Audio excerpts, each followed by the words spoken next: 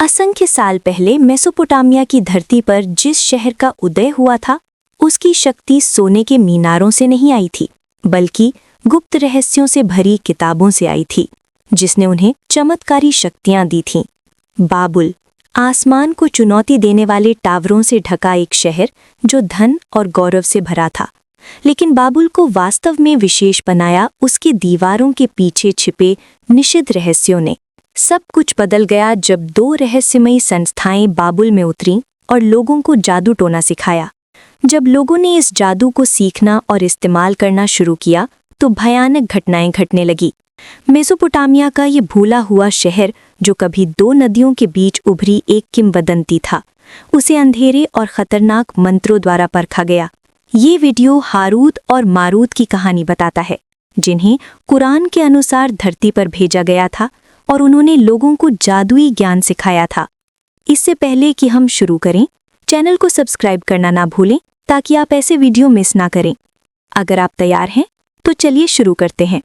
इतिहास ने बाबुल को सिर्फ एक शहर के रूप में नहीं, बल्कि एक ऐसे केंद्र के रूप में दर्ज किया है जहां मानवता का महानतम ज्ञान और सबसे गहरा अंधेरा एक साथ मिला। ये इसी जगह पर था कि आसमान की गतियों का अध्ययन किया गया, जादुई सूत्र लिखे गए और सितारों से भविष्यवाणियां पढ़ी गईं। लेकिन क्या बाबुल वास्तव में सिर्फ खगोल विज्ञान और गणित का जन्मस्थान था, या क्या किसी के कानों में गुप्त ज्ञान फुसफुसाया गया था? सूरे अल बकरा की आयत 102 में कुरान बाबुल में हुई एक रहस्यमय घटना की बात करता है। इसमें दो फरिश्तों का उल्लेख है जिन्होंने लोगों को जादू सिखाया, हारूत और मारूत। ये दो रहस्यमय संस्थाएं इंसानों को एक शापित शक्ति देने जा रही थीं। लेकिन उन्होंने लोगों को निषिद्ध ज्ञान क्यों सिखाया? क्या ये इसलिए था कि बाबुल भी विज्ञान और प्रौद्योगिकी में इतनी शानदार ढंग से आगे बढ़ सके? हाँ, जब बाबुल का आसमान सितारों से भरा था तो लोगों के बीच फुसफुसाहट शुरू हुई। कुछ लोग पैगंबर सुलेमान यानी सोलोमन के गौरवशाली राज्य पर संदेह करना चाहते थे। शैतान झूठ गढ़ रहे थे, कानों में अंधेरी बातें फैला रहे थे। रात में बाबुल की अंधेरी सड़कों पर अजीब प्रार्थनाएं गूंजती थीं। सितारे मानो प्राचीन पुजारियों की फुसफुसाहट सुन रहे थे और अंधेरी शक्तियों को समर्पित धुआं आसमान में उठ रहा था। लेकिन ये साधारण पूजा नहीं थी, ये जादू का सबसे प्राचीन रूप था। बाबुल न केवल अपने टावरों के लिए बल्कि अपने चमत्कारी ज्ञान के लिए भी प्रसिद्ध था। इतिहास में कई सभ्यताएं जादू और रहस्यमय विज्ञान में रुचि रखती थीं, लेकिन बाबुल को इस ज्ञान को एक सुव्यवस्थित प्रणाली में बदलने वाली पहली महान सभ्यताओं में से एक माना जाता है। पुजारियों, खगोलविदों, जादूगरों और भविष्यवक्ताओं का एक विशेष समूह था। वे न केवल सितारों की गतियों का बल्कि ध्वनि और प्रतीकों की शक्ति का भी अध्ययन करते थे। बाबुल के मंदिरों का उपयोग न केवल पूजा के लिए किया जाता था बल्कि जादुई और आध्यात्मिक अनुष्ठानों के लिए भी किया जाता था। सूरे अल बकरा की आयत 102 में उल्लिखित फरिश्तों को एक विशेष उद्देश्य के लिए बाबुल भेजा गया था, लेकिन ये उद्देश्य सामान्य नहीं था। हारूत और मारूत को ईश्वरीय आदेश से आसमान से नीचे उतारा गया था। वे तूफान से पहले की चेतावनी की तरह आए थे। उनका काम कोई राज्य बनाना या किसी राष्ट्र पर शासन करना नहीं था। वे कहते थे, हम एक आजमाइश हैं, एक परीक्षा, नास्तिकता मत करना। उनके हाथों में जो था वो कोई खजाना या हथियार नहीं था। उन्होंने लोगों को ज्ञान दिया, लेकिन ये ज्ञान एक काली छाया की तरह था। कुरान इसे सिहर कहता है, यानी जादू, एक ऐसी शक्ति जो घरों को तोड़ती है और दिलों को अलग करती है। हारूत और मारूत ने जादू के रहस्यों को किसी पाठ के रूप में नहीं सिखाया। उन्होंने लोगों को चेतावनी दी कि वो केवल एक परीक्षा है। उन्होंने सभी से एक ही चेतावनी कही, हम केवल एक आजमाइश हैं, नास्तिकता मत करना। लेकिन बाबुल के लोगों ने ज्ञान को अस्वीकार नहीं किया। वे अपनी नियति को बदलने और जो कुछ भी छिपा है उसे देखने के लिए चमत्कारी शक्ति को नियंत्रित करना चाहते थे। लेकिन ये दो फरिश्ते इतने शक्तिशाली क्यों थे?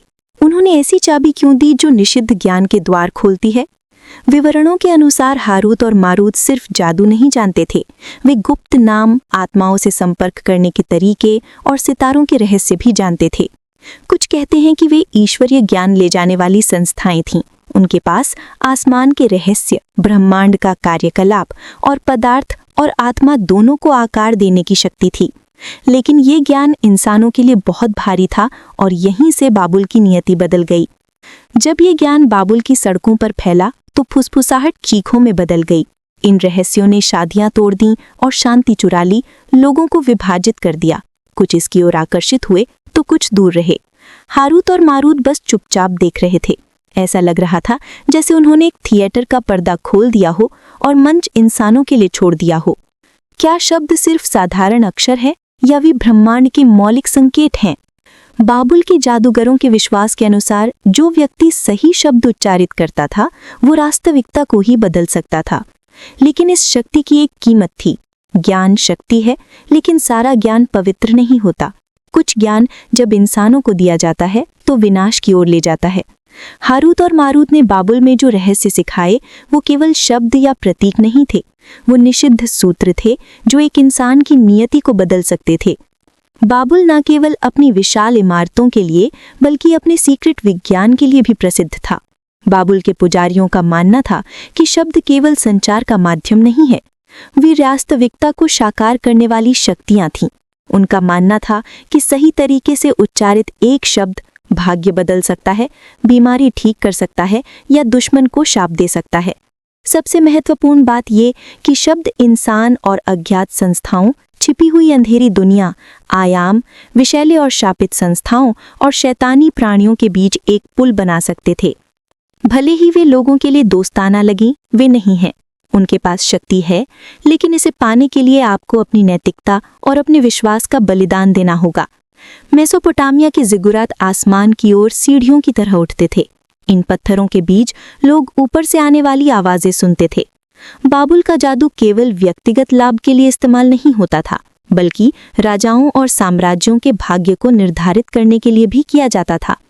एक युद्ध में राजा की जीत के लिए विशेष मंत्र पढ़े जाते थे, शहरों को शाप देने के लिए विशिष्ट प्रार्थनाएं फुसफुसाई जाती थीं, रहस्यमयी संस्थाओं से संपर्क करने के लिए जादुई शब्दों का इस्तेमाल किया जाता था, लेकिन ये मंत्र इंसानों के लिए खतरनाक थे।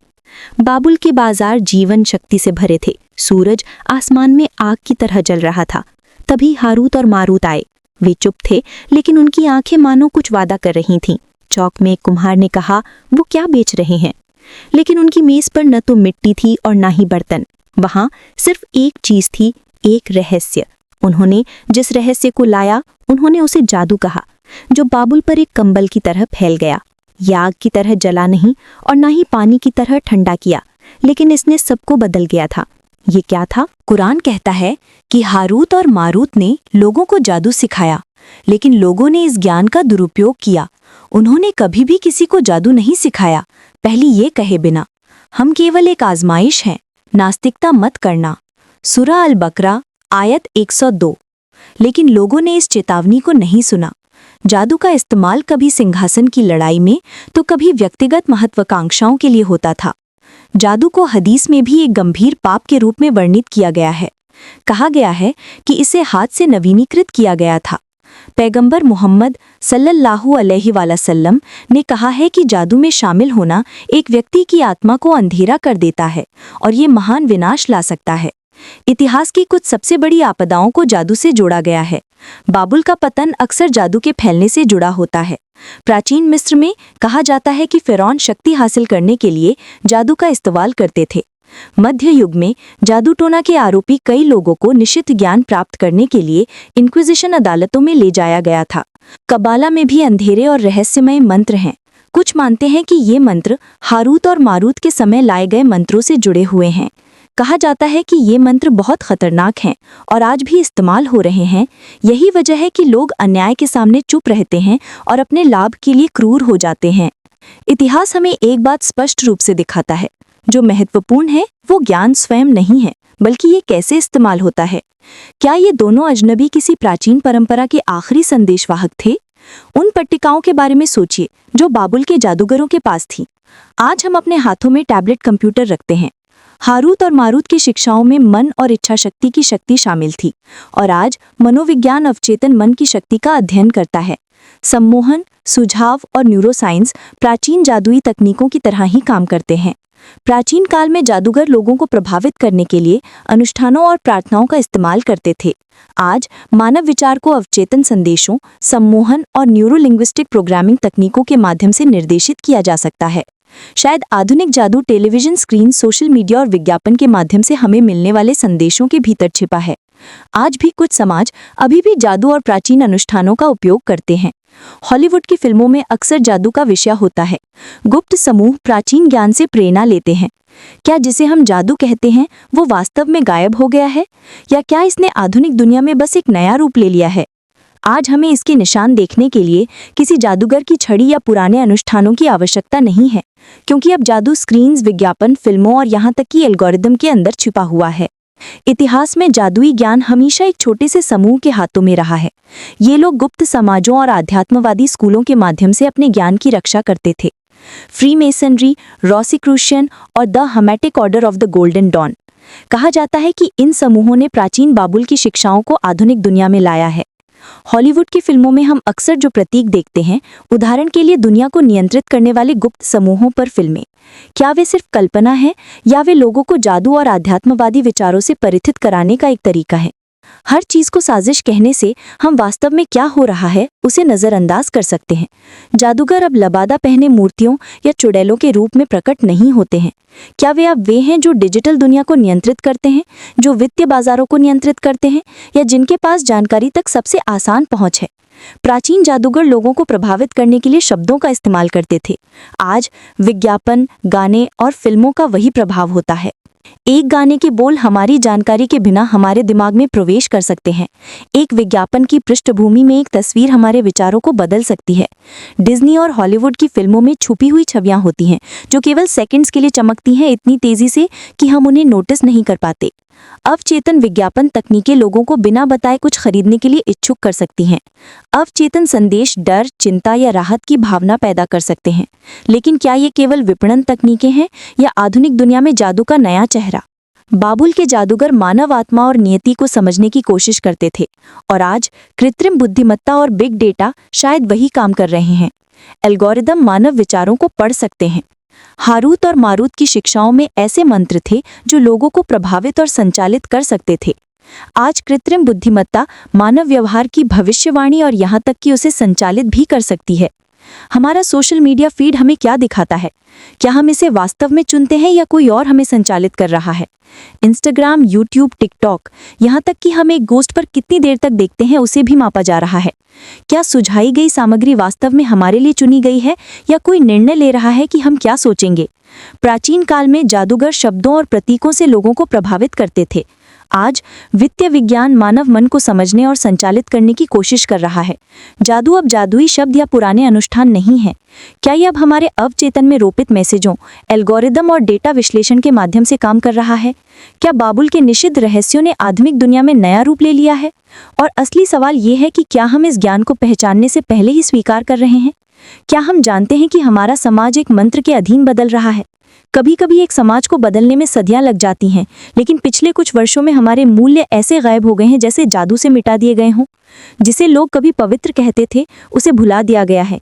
परिवार टूट रहे हैं, दोस्तियां भूली जा रही हैं, दया और वफादारी फीकी पड़ रही हैं, और सबसे अजीब बात यह है कि कोई नहीं जानता कि ऐसा क्यों हो रहा है। पास्ट में बच्चों को नैतिकता सिखाई जाती थी।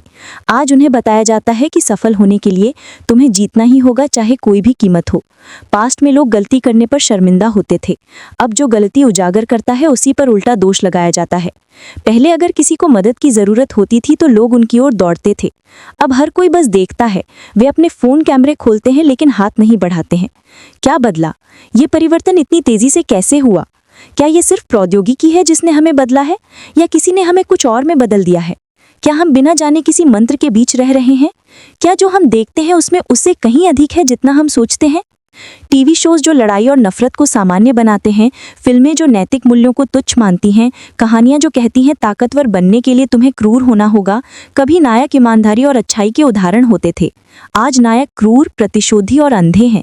क्या ये संभव है कि जिस दुनिया को हमें दिखाया जा रहा है वो एक डिज़ाइन किया गया भ्रम है, जिसे ठीक प्राचीन जादूगरों की तरह हमें बदलने के लिए बनाया गया है? क्या कोई हमारे मूल्यों को भुला रहा है और हमें अलग इंसान में बदल रहा है? एक व्यक्ति का भले बुरे का बोध बचपन से ही बनता है, लेकिन अगर वे रोज जो देखते हैं वो बदलता है तो उनके मूल्य भी बदल जाएंगे। हमें कभी सिखाया गया था जो तुम्हारे साथ हो वो दूसरों के साथ मत करो। अब लोगों को कहा जाता है जब भी मौका मिले फायदा उठाओ। कभी बड़ों का सम्मान करो एक नियम था, अब नियम के बिना जीना स्वतंत्रता के रूप में देखा जाता है। क्या एल्गोरिदम है, मीडिया, या हमने अपने मूल्यों को अपने हाथों से छोड़ दिया है? एक पीढ़ी एक समाज को बदलने के लिए काफ़ी है, लेकिन एक पीढ़ी उसे सही दिशा में ले जाने के लिए भी काफ़ी है। आज अगर हम अपने दिलों और चेहरों को इस्लाम की ओर मोड़ लें, अगर हम पूरी तरह अपने खालिक यानी सृष्टिकर्ता के पास लौट जाएं, तो हम अपने खोए हुए मानवीय मूल्यों को फिर से हासिल कर सकते हैं। हम फिर से वो आत्मा बन सकते हैं जिसे अल्लाह ने धरती पर अपना प्रतिनिधि बनाया था, वो संस्था जिसे उसने सबसे अधिक महत्व दिया था। दोस्ती, वफादारी, न्याय, प्रेम, हम इन्हें केवल ईश्वरीय प्रेम के माध्यम से ही समझ और जी सकते हैं। वो जो उस प्रेम को खो देता है वो वास्तव में क्या पाता है, और वो जो उसे पा लेता है वो क्या खो सकता है? अगर आपको ये वीडियो पसंद आया हो तो हमारे चैनल को सब्सक्राइब करें। अगली वीडियो में मिलते हैं।